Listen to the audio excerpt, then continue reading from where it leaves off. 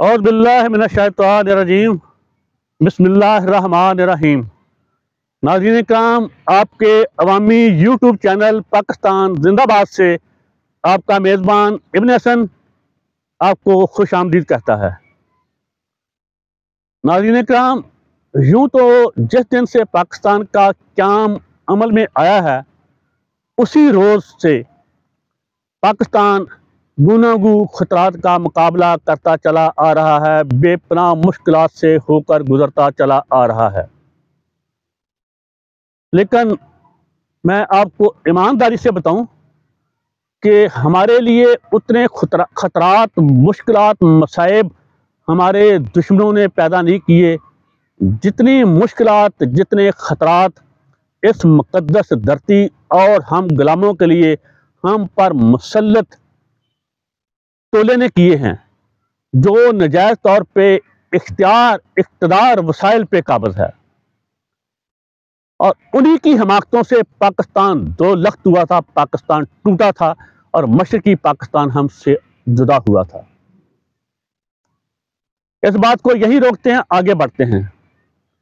اب ہم اس ویڈیو میں ذکر کریں گے مختصر ترین پاکستان کو بیرونی اندرونی خطرات کے بارے میں۔ پہلے بیرونی خطرات بارے تھوڑا سا ذکر کرتے ہیں۔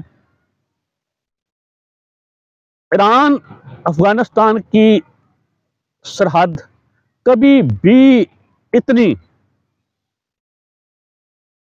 غیر محفوظ نہیں ہوئی تھی جتنی پاکستان کی 76 سالہ تاریخ میں اب ہے۔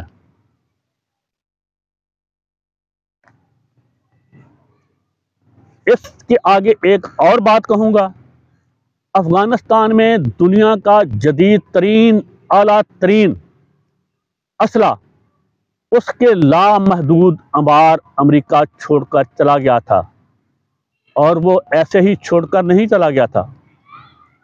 بس ذمہ دار شہری اتنی ہی بات کہوں گا، سمجھنے والے تو پہلے سمجھتے ہیں، جو نہیں سمجھتے وہ اتنی بات سے سمجھیں۔ ایران کی طرف بھی وہ حالات اتنے اچھے نہیں، ہاں ابھی تک اللہ پاک ہندوستان کا بھلا کرے، اس نے ہمارے ساتھ کچھ نہیں کیا بارڈر پہ۔ اس کے علاوہ تیسری چیز، فلسطین اسرائیل کے مابین جاری جنگ ہے، جو جنگ نہیں، وہ جنگ آزادی ہے فلسطینیوں کی غاصب اسرائیل کے خلاف۔ سب کا یہ کہنا ہے کہ وہ اس پہ مذاکرات ہو رہے ہیں روکنے کے لیے، لیکن میرا موقف مختلف ہے کہ یہ جنگ رکے گی نہیں اپنے منطقی انجام تک پہنچے بغیر، اور ہو سکتا ہے یہ جنگ پاکستان کو اپنی لپیٹ میں لے لے۔ یہ تو تھے چند بیرونی خطرات، اب آتے ہیں اندرونی خطرات کی طرف۔ عرصہ دراز سے پاکستان حالت جنگ میں ہے، کئی دہائیوں سے، 1977-78 سے آپ کہہ سکتے ہیں کہ حالت جنگ میں ہے۔ تو اس کے علاوہ اب اندرونی طور پہ پاکستان کو دہشت گردوں کا، انتہا پسندوں کا خطرہ ہے شدید ترین۔ وہ کہیں نہ کہیں اپنی کارروائی کرتے رہتے ہیں، ان کے ساتھ میرے خاکی پوش بیٹے ہماری حفاظت بھی کھاتے ہیں، ان کے ساتھ جنگ کر کے اور شہادتیں پیش کرتے ہیں۔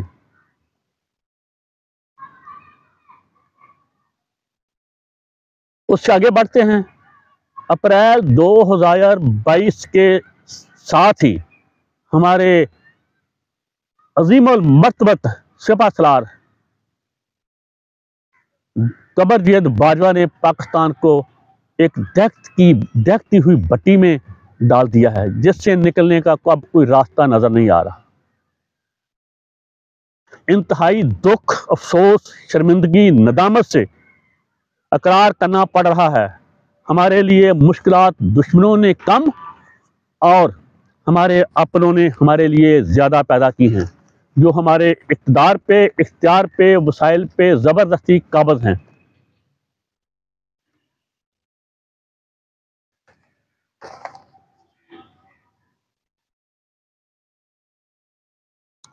اب آگے بڑھتے ہیں۔ تو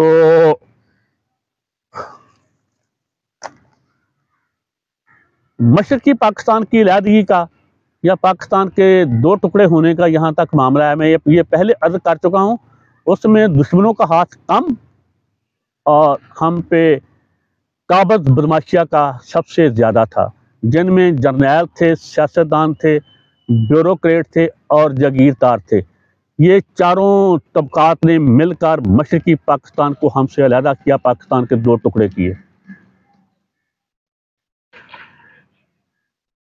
मशरकी पाकिस्तान गिनवाने के बाद अब फिर से इक़्तिदार पे, इख्तियार पे, वसाइल पे काबज़ गिरोह वही हमाकतें दोबारा कर रहा है और पहले से कहीं ज़्यादा शिद्दत से कर रहा है। लोग को यूं हैं, पहली हमाकत रजीम चेंज की। मैं इसे रजीम चेंज नहीं कहता, वो कुछ और चीज़ होती है जिसे ज़बरदस्ती, ज़ोर ज़बरदस्ती, रिश्वत से, सरे बाज़ार गुड़ों की खरीदो फरोख्त से इमरान की हुकूमत गिराई, PDM को लाया गया। उसके बाद अवाम ने एहतजाज किया तो अवाम पे जुल्म जबर के पहाड़ तोड़े गए, जो अब तक तोड़े जा रहे हैं। नंबर 3, महरंग बलोच और उसके साथ अपने गुमशुदा अफराद के लिए जो एहतजाज करने इस्लामाबाद आए थे, जो कुछ इस्लामाबाद में किया गया उसका खमियाजा अब हमें भुगतना पड़ेगा। ठीक है, उनका मौक़िफ़ गलत हो सकता है, 100% गलत हो सकता है, लेकिन ये कोई तरीका नहीं था जो उनके साथ किया गया।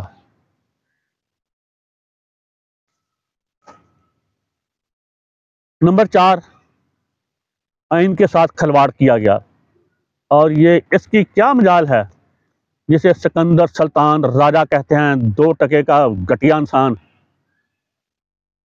ये खिलवाड़ किया है। जो असल मालिक, इक़्तिदार के मालिक हैं, ऐवानों, इक़्तिदार के ऐवानों में बैठे हुए हैं, उन्होंने आइन का खिलवाड़ किया है। जो पंजाब और सूबा सरहद में बर वक्त इलेक्शन नहीं करवाए आइन की रूह से।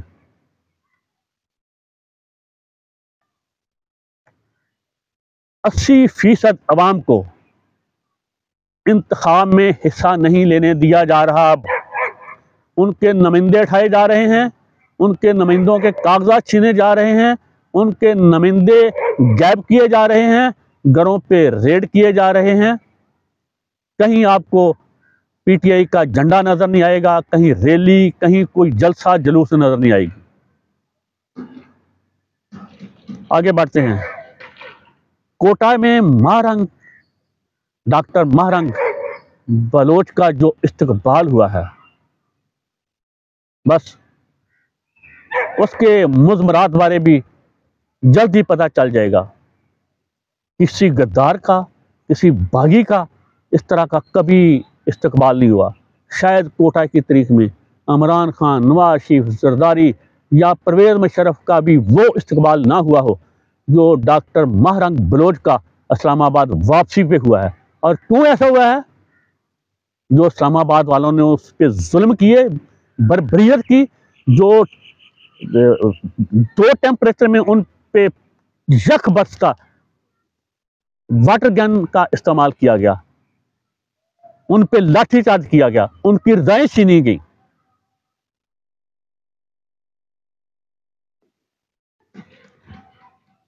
गवादर में एक तहरीक चल रही है, हक दो तहरीक है उसका नाम, और उसके सभी मुतालबात जायज़ हैं जिस पे रियासत कान नहीं डाल रही। उसके अलावा केट में अवामी तहरीक है, एहतजाज हो रहा है। पशीन में बहुत से लोग बॉर्डर पे बैठे हुए हैं, वो अपने मुतालबात कुछ कह रहे हैं, लेकिन उन पे रियासत कान नहीं डाल रही।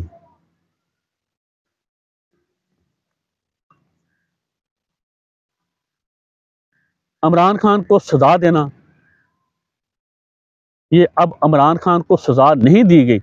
इमरान खान को सजा जरूर देनी चाहिए। अगर उसने कोई गलत काम जितना किया उसकी सजा उसे हर हाल में मिलनी चाहिए। सिर्फ इमरान खान को नहीं, हर मुजरिम, हर मुल्जिम को اس کی ٹائمنگ غلط ہے. یہ سزا عمران خان کو نہیں دی گئی, یہ پاکستان کی 80% عوام کو دی گئی ہے, ڈرانے کے لیے, دھمکانے کے لیے, خوف زدہ کرنے کے لیے, وحشت زدہ, دہشت زدہ کرنے کے لیے, انتخابات سے ڈرانے دھمکانے کے لیے. عوام تو اب نہ ڈر رہی ہے, نہ خوف زدہ ہو رہی ہے, نہ وحشت زدہ ہو رہی ہے. یہ تو اب مزاحمت کرے گی انشاءاللہ العزیز اگر آپ کے یہی چلنے رہے تو. اس سے آگے بڑھتے ہیں. مگرمچھ سرکاری میڈیا, سرکاری کہوں گا, جتنا بھی میڈیا وہ سرکاری ہے. وہ کہیں کہیں ہلکی ہلکی وہ اس نے خبر دی ہے کہ مچھ جیل پہ حملہ کیا ہے دہشت گردوں نے. تو حضور مچھ جیل پہ حملہ نہیں ہوا, پورے مچھ شہر پہ حملہ ہوا ہے.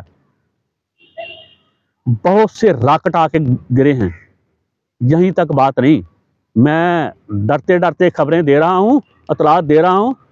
وہاں تو انہوں نے جو قومی شاہراہ ہے اور شہر اس کو کاٹ دیا دونوں طرف سے, کوٹا کی طرف سے بھی اور سبی کی طرف سے بھی. اور ان کا آخری لمحے تک وہاں جو بھی ان کو کہہ لیں, علیحدگی پسند کہہ لیں, دہشت گرد کہہ لیں, وہ جو بھی ان کو کہہ لیں آپ, وہ آپ کی ثواب دید ہے. ان کا وہاں فی الحال وہاں وہ قابض ہیں ابھی تک. تو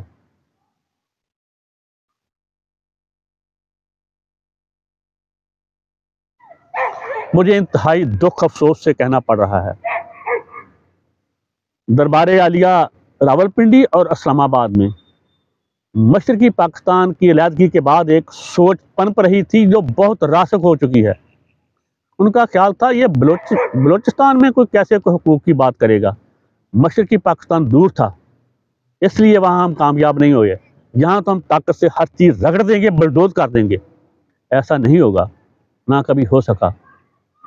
جو باغی ہیں, دہشت گرد ہیں, جو ریاست پاکستان کو چیلنج کر رہے ہیں, ہم آپ کے ساتھ ہیں بندوق اٹھانے کو, ڈنڈا اٹھانے کو, کلہاڑی اٹھانے کو, کچن کی چھری اٹھانے کو, ان کے ساتھ جنگ کرنے کے لیے.